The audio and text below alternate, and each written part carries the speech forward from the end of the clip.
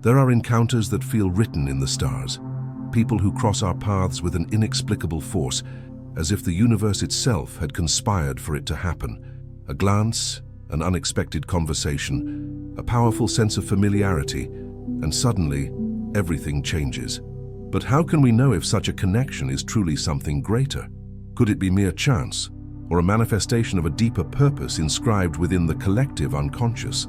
And when everything inside us echoes that this person has something to reveal, something beyond the surface, how do we tell an ordinary meeting from a destined connection? In this video, we'll dive into the depths of Carl Jung's analytical psychology to understand the signs, symbols, and mysteries that surround the meaningful relationships in our lives.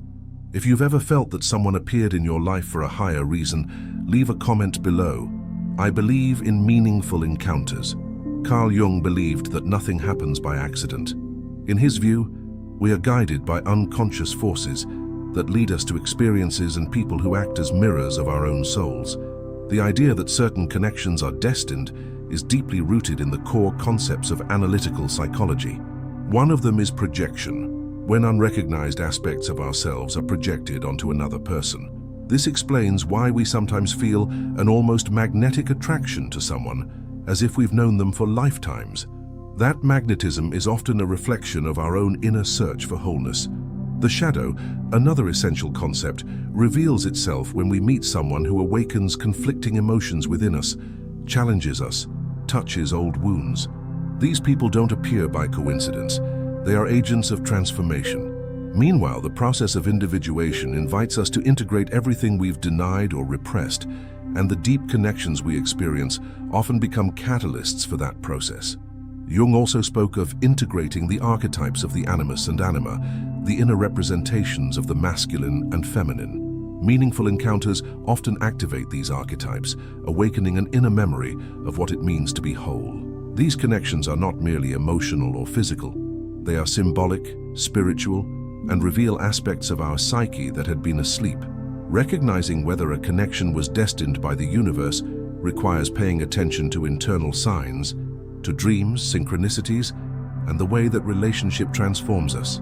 More than seeking answers outside, we must listen to what the soul whispers when we stand before someone who seems to hold a crucial role in our journey. There are moments in life when events align with such precision that they defy any logical explanation. When we meet someone seemingly by chance, yet instantly feel that this person has an important role to play, we might be witnessing what Carl Jung called synchronicity. Unlike causality, where one event directly causes another, synchronicity is a principle of meaningful connection without apparent cause. It refers to events that occur simultaneously, without causal relation, yet carry profound meaning for the person experiencing them. In the context of human connections, synchronicity often manifests clearly. A classic example is thinking about someone you haven't seen in years, only to bump into them minutes later, or receiving a message from someone who was just on your mind. According to Jung, these coincidences are not random. They are symbolic responses from the unconscious, interacting with the outer world to bring to light inner aspects that need recognition. In other words, the outer universe mirrors the movement of the inner psyche, as if there were a secret language between the soul and the cosmos. When it comes to connections that seem destined, these relationships often begin with striking synchronicities. A forgotten book falls from the shelf and reveals a dedication with that person's name. A recurring dream anticipates the meeting, a powerful sense of déjà vu, as if this has already happened. These experiences don't just catch our attention, they act as symbolic keys, opening portals to deeper understanding of our own journey. Jung believed that the collective unconscious, a shared reservoir of images, myths, and archetypes common to all humanity, could express itself through these synchronistic encounters, especially when the ego is receptive and willing to hear what the mystery wants to reveal. When we observe synchronicity in human relationships, we see that the most significant ones often begin or unfold through improbable coincidences. But why does this happen? From Jung's perspective, psychic life is far broader than what's visible. Dreams, symbols, and myths are tools the unconscious uses to guide the individual toward individuation, the process through which we become whole by integrating our inner polarities. And because individuation rarely happens in isolation, The universe seems, at times, to conspire to place us before the right people at the exact right moment, as a way of accelerating that process. Synchronicity, then, should not be treated as superstition or romantic delusion, but as a legitimate psychological phenomenon that indicates the interconnection between the inner and outer worlds. When someone appears in our life carrying a message, a provocation, or a lesson, and that meeting happens under extraordinary circumstances, it's worth asking what is being stirred within us. It's a call to awareness, an invitation to listen to the symbolic language of existence. To understand that the universe may be acting through these connections also implies responsibility. Recognizing a sign is not enough. We must act upon it. Ignoring synchronicity can mean refusing an expansion of consciousness. So when someone enters your life unexpectedly, and everything about them resonates with something deep, silent, and ancient within you, ask yourself, what is this encounter trying to show me about myself? It's also important to remember that synchronicities don't guarantee that the connection will be eternal or free from challenges. Often, these relationships are intense yet brief, but profoundly transformative. Their role is not to comfort, but to awaken. And awakening, in turn, is not always gentle. What truly matters is the symbolic message within the encounter, the mirror it represents, the personal myth it activates, the part of ourselves it awakens and forces us to integrate. When we learn to see synchronicities as coded messages from the unconscious and the universe, we begin to navigate life with more awareness, sensitivity, and meaning. And it's at that point that we understand certain connections are not accidents. They are soul callings, summoning us into a journey of depth and transformation. In many encounters that leave a deep mark on us, we feel something inexplicable, a sense that we already know that person, an immediate identification, an intensity that feels disproportionate to the time we've known them. This experience often arises from one of the most powerful psychological mechanisms described by Carl Jung, projection. When we project, we place onto another person aspects of ourselves that we have not yet recognized as our own. The other becomes a canvas where we unconsciously reflect our desires, fears, traumas, and unintegrated potentials. It's as if, when looking at someone, we see more of ourselves than of who is actually in front of us. This dynamic is especially present in relationships that seem meant to be. Projection can occur in romantic relationships, friendships, or spiritual bonds. We feel that the other completes us, holds something we lack, or possesses the key to something essential. In truth, we are seeing in them the reflection of parts of our own psyche that long to be seen, accepted, and integrated. Jung once said, "The meeting of two personalities is like the contact of two chemical substances. If there is any reaction, both are transformed." The recognition we feel in the other is more often than not an inner recognition of what we didn't yet know lived within us. Projections are inevitable. They are part of the process of developing consciousness. However, the more unconscious they are, the more likely we are to mistake the other for something they are not. This can lead to idealization or demonization, creating unrealistic expectations and inevitable disappointment. When we think we've found the perfect person, it may simply be the intensity of projection at work, and this is particularly common when we believe a bond was brought by the universe. The connection might indeed be real and meaningful, but discernment is needed. What truly belongs to the other, and what is my projected content? Recognizing and reclaiming our projections is a fundamental step in the path of individuation, because it forces us to look inward, to acknowledge what we've avoided, and to take responsibility for our emotions and inner images.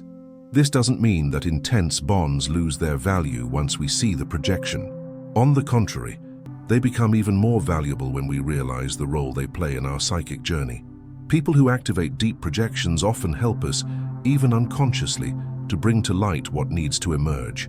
The other becomes a symbolic mirror, reflecting not only who we are but who we are capable of becoming. It's at this point that true recognition can occur. When the fog of projection begins to dissipate, we see the other and ourselves with greater clarity. We discover that this person is not a savior, a hero, or a disappointment. They are human like us, and the bond that arises from this clarity is more authentic, mature, and conscious. The destiny of that connection ceases to be a romantic fantasy and becomes a real opportunity for mutual transformation. Projection also operates through the shadow. We may project onto others what we deny or repress within ourselves. This happens when someone instantly triggers aversion, anger, envy, or fear, emotions that seem intense or disproportionate. In such cases, what disturbs us in the other often mirrors what we refuse to see in ourselves. Once again, the relationship becomes transformative. The destined other is not only the one who enchants us, but also the one who confronts us. From a Jungian perspective, a deep and meaningful connection, one that feels written by the universe, is often the stage where our projections play out most vividly. And that's not a mistake, but an opportunity for self-knowledge. If we can look at these projections with honesty and willingness to integrate what they reveal, the bond can become a portal toward individuation. The true meeting with another, then, is ultimately a meeting with the self. The intensity of the connection reveals the symbolic power of the mirror the other represents. And when we accept the challenge to look within, beyond the surface of the relationship, we begin to realize that perhaps the destiny of these connections is not just union with the other, but reconciliation with forgotten parts of ourselves. Not every connection that feels destined by the universe comes wrapped in harmony, tenderness, and enchantment. Often, the most transformative encounters are also the most challenging. There's something unsettling, uncomfortable, and even painful about certain relationships that paradoxically attract us with the same force that destabilizes us. This phenomenon, from Jung's perspective, has a deep explanation. Meeting another person is often a meeting with the shadow. The shadow is the collection of psychic aspects we deny, repress, or ignore in ourselves. Everything the ego considers unacceptable, inappropriate, or incompatible with the image we've built of who we are. These contents, though hidden from awareness, don't disappear. They accumulate in the unconscious, waiting for the right moment to emerge, often through relationships. The other becomes the trigger that awakens these dormant parts, revealing traits we'd never admit to having. That's why some connections cause so much conflict. They are living mirrors of what we haven't yet integrated. When someone enters our life intensely and simultaneously stirs deep discomfort, they may be activating precisely that shadow material. Instead of ease, there's tension. Instead of instant understanding, there are judgments, irritations, resistances. Yet it's in these frictions that the potential for healing lies. Jung taught that what we most need is often hidden where we least want to look, and the other, by touching those wounds, becomes an instrument of revelation, not because they intend to hurt us, but because their presence catalyzes what must be transformed. This kind of connection is rarely comfortable, but deeply revealing. Rather than seeking only pleasure or harmony, we're invited to view conflict as a symbolic doorway. Why does that person's comment wound us so much? Why does that attitude unsettle us? What lies behind the anger, fear, or frustration? Often, these answers lead us straight to the shadow, to the insecurity we hide, the pride we deny, the emotional dependence we disguise as independence. The other merely activates these wounds, they don't create them. Curiously, these shadow relationships often also feel destined. There's an undeniable sense of purpose, of necessary learning, of being called toward a growth that couldn't happen otherwise, and that's no coincidence. The psyche, in its movement toward wholeness, attracts what it needs to evolve. Thus, challenging connections are often alchemical encounters, relationships that force us to burn old patterns, dismantle masks, confront truths we've avoided for years. In this context, pain is not punitive, but pedagogical. Integrating the shadow is an essential part of individuation. Within relationships, it means taking responsibility for our feelings, reactions, and projections. It means stopping the blame, and instead, asking what our pain reveals about our inner structures. Destined relationships from this lens are not those that simply bring comfort, but those that teach us to look inward with courage. And that's only possible when we stop running from discomfort. It's worth noting that a relationship that activates the shadow isn't necessarily abusive. There's a difference between psychological confrontation and emotional violence. What matters here are the bonds that place us before ourselves, challenge our defenses, and help us grow through tension. These relationships demand emotional maturity, honesty, and a commitment to self-knowledge. When both people recognize this process, the relationship can become a space of profound mutual transformation. And even when the relationship doesn't last in the material sense, its symbolic impact remains. Some people enter our lives to trigger a process. They are catalysts. They stay for a while, then move on. Yet their presence reverberates for years because they touched parts of us that were asleep. They were messengers of the shadow and thus agents of healing. The experience of pain, conflict, and discomfort, when understood through the Jungian lens, ceases to be failure and becomes a necessary stage of the soul's journey. Destined relationships aren't always sweet. Often they're bitter, intense, painful, yet profoundly sacred, because it's within them that the unconscious manifests with the greatest force, and through them, we move closer to the wholeness we seek, often without knowing it. There are encounters that don't just touch us, they pierce through us. Relationships that arrive as if carrying a truth that has always lived within us, but that we can only access by looking into someone's eyes. The sense that there's something sacred in that meeting doesn't come from idealization, but from deep recognition. The other is reflecting exactly what our soul needed to see. And it's within that symbolic mirroring that one of Jungian psychology's most powerful processes unfolds: individuation through relationships. Carl Jung always emphasized that human beings are not born whole, but with the potential to become whole over time. This journey, called individuation, involves confronting the shadow, recognizing projections, and integrating inner polarities, masculine and feminine, rational and intuitive, conscious and unconscious. What's fascinating is that this deeply internal process is often activated through meeting another person. Those who appear in our lives as true mirrors are not necessarily the ones who stay forever. Often, they appear at decisive moments, shedding light on forgotten parts of ourselves, and then they move on. They fulfill an archetypal function, like mythical figures entering the stage to provoke transformation. Jung saw these figures as manifestations of the self, the regulating center of the psyche, symbol of totality. The self uses images, dreams, events, and even people as ways of communicating with the ego. And when an encounter transforms us deeply, it's a sign that something greater is at work. These connections force us out of the automatism of daily life. They interrupt the straight line, introducing rupture, turning points, existential questions. Suddenly, we're rethinking choices, patterns, beliefs, directions. There's an inner calling, as if something were awakening, and in fact it is. The other, in this context, is not just a partner, friend, or acquaintance. They become a living symbol of our awakening process. Mirroring can occur in many ways. Sometimes the other embodies precisely what we need to develop: courage, sensitivity, depth, freedom. Other times they personify a polarity we've repressed: our creative energy, healthy aggression, or capacity to love without fear. What we feel in their presence is more than affection. It's expansion of consciousness. We're pushed beyond the ego and invited to integrate new dimensions of our being. This dynamic can be challenging.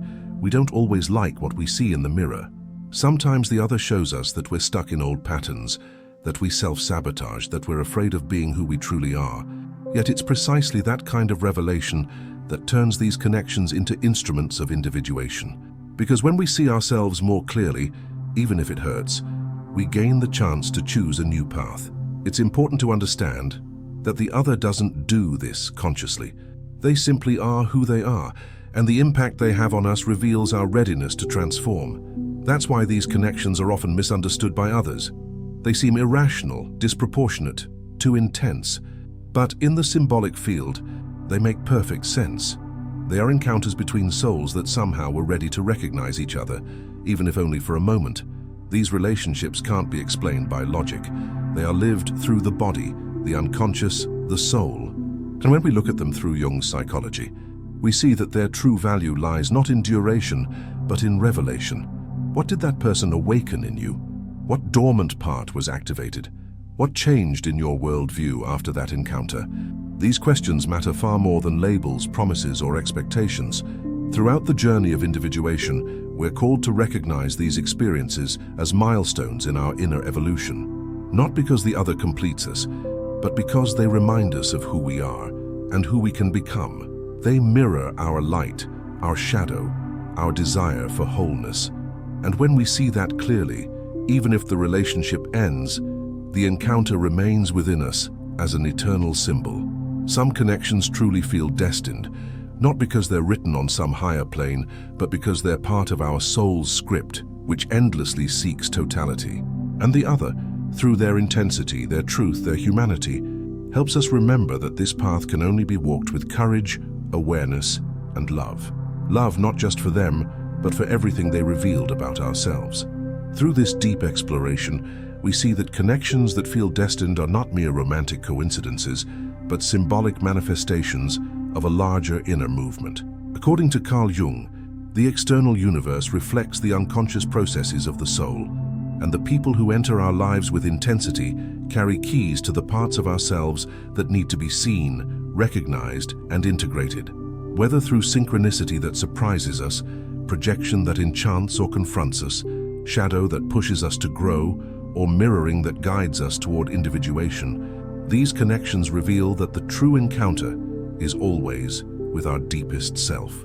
It doesn't matter whether these relationships last a lifetime or just a few days. What matters is the transformative impact they bring. The universe speaks in symbols, and human relationships are often its most powerful ones. Recognizing this makes us more conscious, more attentive, more alive. If this message resonated with you, subscribe to the channel and turn on notifications to keep exploring the journey of self-discovery. And don't miss the video now appearing on your screen. It might just be the next step in your inner transformation.